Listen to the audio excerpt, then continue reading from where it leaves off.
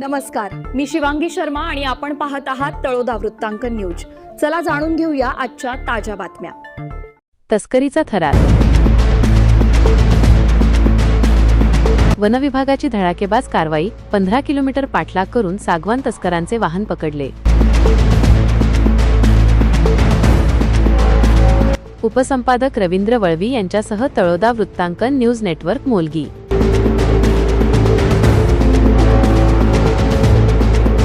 नमस्कार प्रेक्षक हो, बिलगाव प्रादेशिक वनक्षेत्राच्या हद्दीत वनविभागाच्या कर्मचाऱ्यांनी दाखवलेल्या धैर्यामुळे सागवान तस्करीचा एक मोठा प्रयत्न उधळून लावण्यात यश आले आहे। शेल्दा निमखिडी रस्त्यावर अवैधरित्या सागवानाची वाहतूक करणारे पिकअप वाहन MH04 AB 4655 हे वनविभागाच्या पथकाने थरारक पाठलाग करून जप्त केले। या कारवाईत वाहनासह एकूण 1,63,045 रुपयांचा मुद्देमाल हस्तगत करण्यात आला आहे। रात्रीची गस्त घालत असताना वनकर्मचाऱ्यांना संशयास्पद पिकअप वाहन दिसले। वाहनात वरच्या बाजूला जळाऊ लाकूड आणि खाली सागवानाचे 17 नग बेलाखे, 3 नग दांडी आणि 1.80 घनमीटर जळाऊ लाकूड लपवून ठेवलेले होते।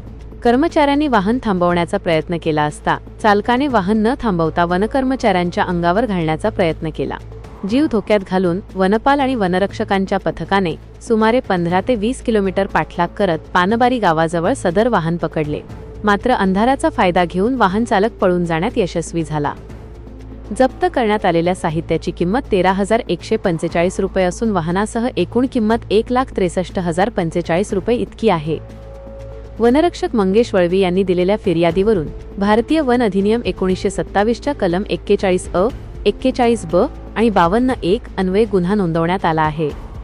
ही यशस्वी कारवाई धुळ्याचे वनसंरक्षक निनू सोमराज, नंदुरबारचे उपवनसंरक्षक संतोष सस्ते, विभागीय वनाधिकारी राजेंद्र सदगीर तसेच सहाय्यक वनसंरक्षक संजय साळुंके आणि रोशन बुवा यांच्या मार्गदर्शनाखाली पार पडली।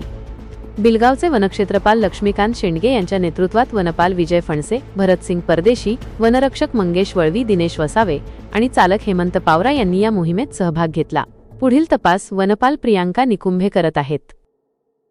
आजसाठी इतकेच। अशाच ताज्या आणि महत्त्वाच्या बातम्या पाहण्यासाठी आमच्या चॅनलला सबस्क्राइब करा। धन्यवाद।